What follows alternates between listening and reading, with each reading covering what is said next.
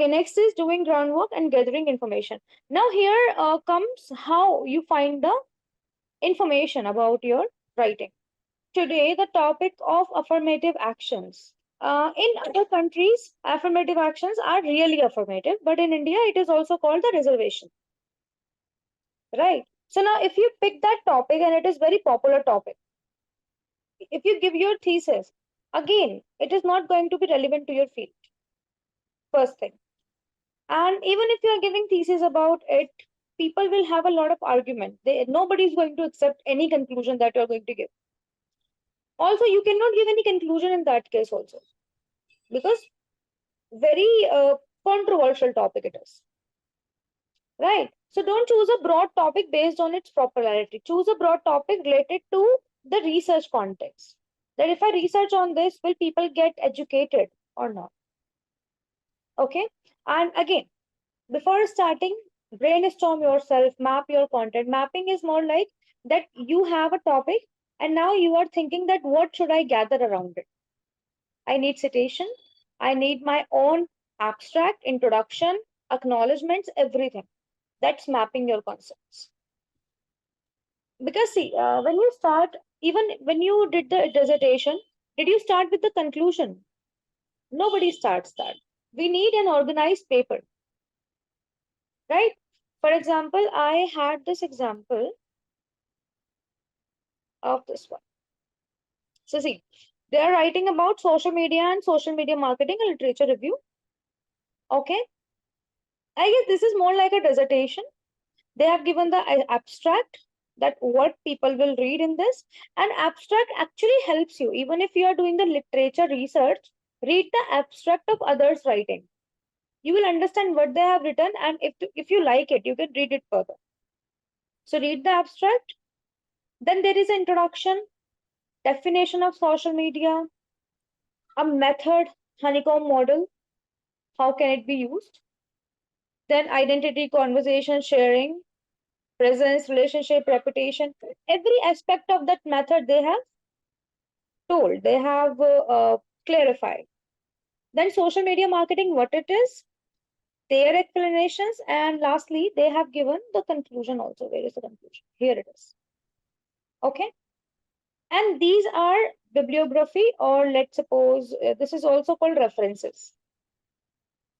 So they also are very important because you don't want somebody to feel that you have copied their content. I guess this is a kind of dissertation, but that was a research paper sample which I have found. So got some idea how people write generally?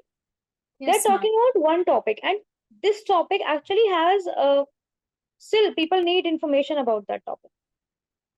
So you have to start with a good topic, a broad topic, do in the preliminary research for your topic, that is primary research. Before starting your topic, you have to go through that topic, understand that can you write on that topic? Is it debatable? Is it discussable? Is it educative? Okay. So your goal is to discover issue that is scholars and researchers discuss so you are up to date on the topic. Also, this is the stage where you identify gaps and limits on the current knowledge of the topic. Often these gaps makes the best focus area for research question. How can I tell you this? Well, because again, I'm not from the economics. I'm not getting the very relevant examples here. But let's suppose, again, Indian economy, it's booming, but there are loopholes. If you find those loopholes, if you research enough on those loopholes, you can come up with a great topic of your economics, right? I don't know why I'm not talking about the other economics. Maybe I'm not that sure about them. But if you see recently, before like 1 year, the European currency also dropped, right? If you are doing research in that case, it can happen with America also someday. So you find that loopholes. Why is it happening? Right now, in many of the countries, it's a time of recession, especially in Australia, America, right? So again, if you go for a broad topic, recession, you can also come up with a specific gap, and how can you fill that gap with your research paper? I hope I'm making sense.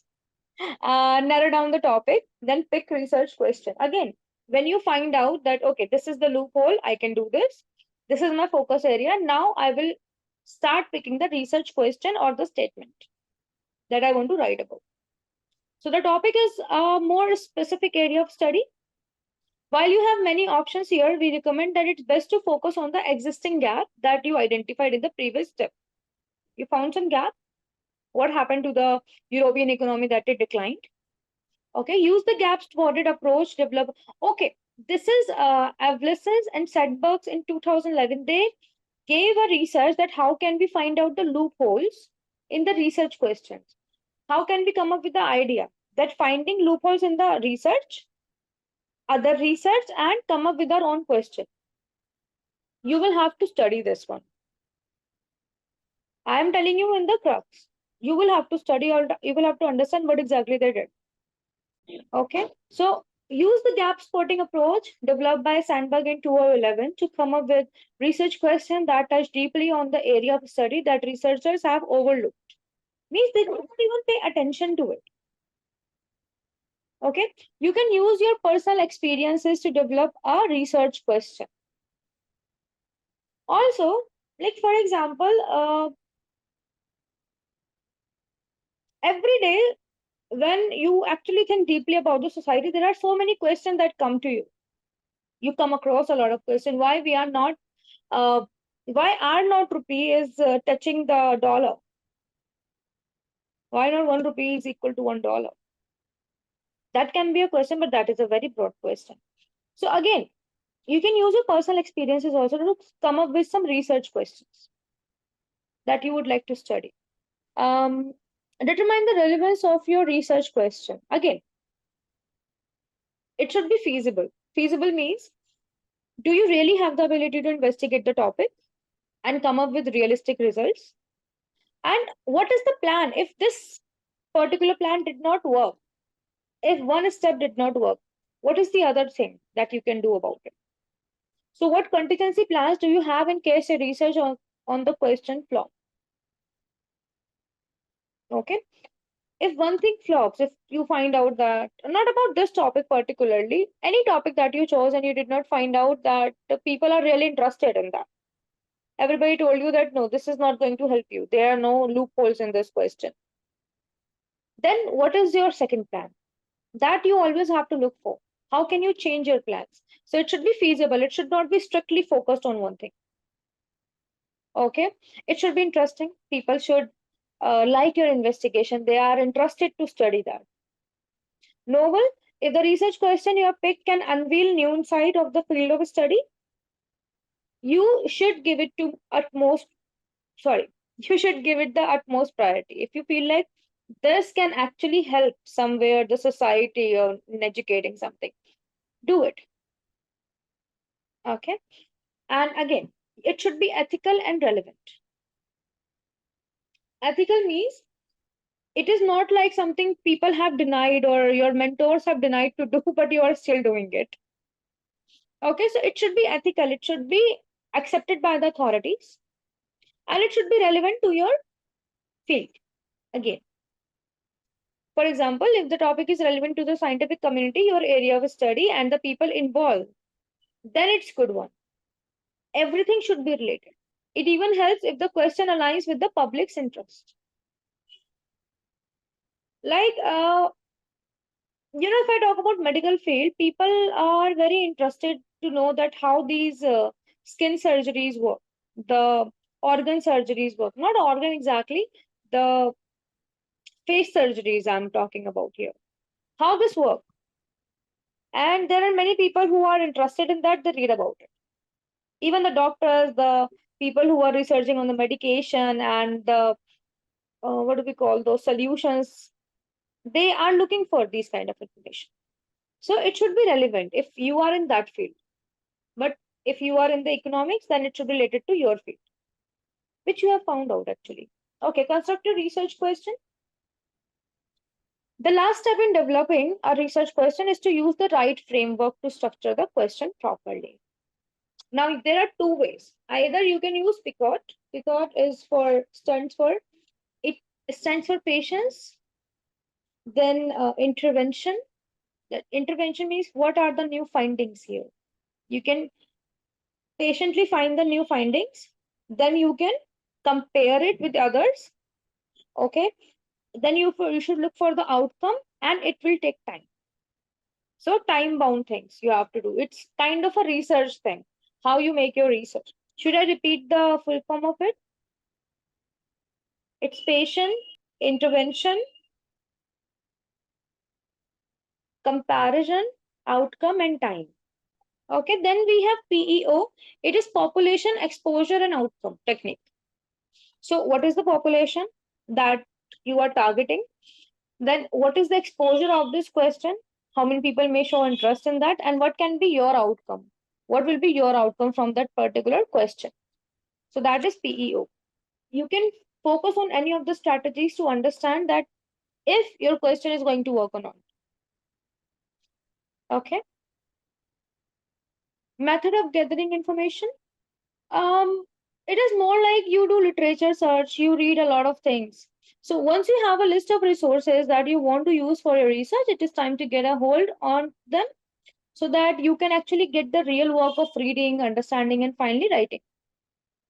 This is another chance to determine if there is enough authoritative information on your topic.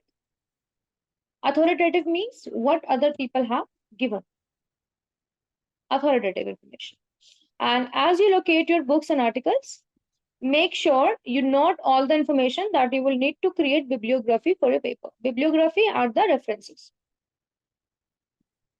A research paper is more like empty without bibliographies. Okay, because you are going to give citation, that is for sure. And when you give these citations, you have to mention who wrote that, who said it. Even if you are making them in your words, but you have to give it that somebody wrote that. And that's pretty much about it. Now, how you can find the information? So you can conduct survey depending on the people's demographic, age, sex, and income, family size. These are the demographics. Health knowledge, opinions, beliefs, attitudes, or skills. So surveys can happen for many, many things. And surveys can also happen through in person, through the email, telephone, email, or internet, like social media survey or Instagram, we have surveys. You can do it anyway. So surveys, I guess you have clear idea. Interview. Interview means you went to a college, you talk to people in person. A list of questions you gave them, you asked them, and that is interview. So that is another part of research paper. You can also interview people to get your answers. So you know what is an interview? During an interview, questions are asked to obtain detailed information from the participant about the topic under study. The question may be similar to those asked in a survey. For example, what is the difference? For example, you are doing a research on experimentation one, let's suppose. Here, every time you meet these people, like 50% are in the observation. When you are meeting these 50 people, every time you will ask them the similar kind of question. That is interviewing.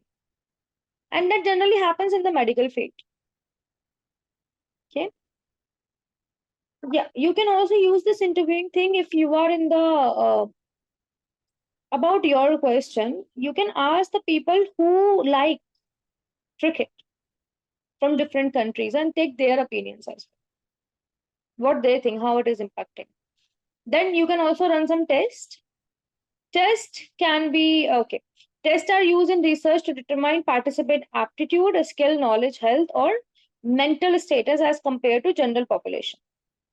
So these tests cannot run generally for the normal research, for the theoretical research. Will run for the scientific research generally when we do the test. In test, we also have physiological assessment based on people's health. For example, psychological assessment are measurements in which a participant's physical characteristics are evaluated, such as blood pressure, heart rate, physical strength. So again, I don't think so you have to do this as an economic student. But if you are into the medical field, it is something that people can do. And then observations are there. Again, this is also for the experimentative research. For example, You remember that time when you were in school and a teacher told you maybe for the summer vacation that plant a small plant or sapling and observe it for 2 months and record Yes, every ma'am. day, right? That is a kind of observation that we do. Similarly, scientists do observations. And then there are other people, mostly in medical fields, the observation or physiological health matter. Otherwise, I don't think so. If I'm talking about political science or economics or geography research paper, we need observations a lot. But yeah, this observation can be related to others' understanding. Like you can observe others, what they did. That you can do. An example would be a researcher observing an ongoing lesson plan used in a classroom by a public school teacher. So, an observer is there, the teacher is teaching through that lesson plan, and the observer is seeing that how they are doing it. Are they doing it right way? Like, in every school these days, there is a lesson plan for the teacher, right? And there are always observers from CBSE and other boards. They look for it. That, okay, how are the teachers doing? Are they really doing nice or not? If not, what can be done? That is also a kind of observation. Okay. Next thing, research strategy. So get organized. You should have everything before you start writing. Articulate your topic. Make the question this way that it is understandable. Okay. It is that way that people can read and understand at the same time. Locate background information from where you have come up with the idea. Identify your information needs. What do you need? List keywords and concept. You know what are keywords? List keywords and concept for the search engines and databases.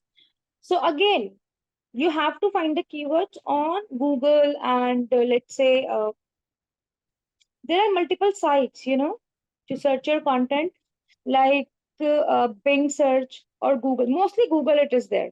So list your keywords, what you are going to find about, how will you find the databases, the already available data.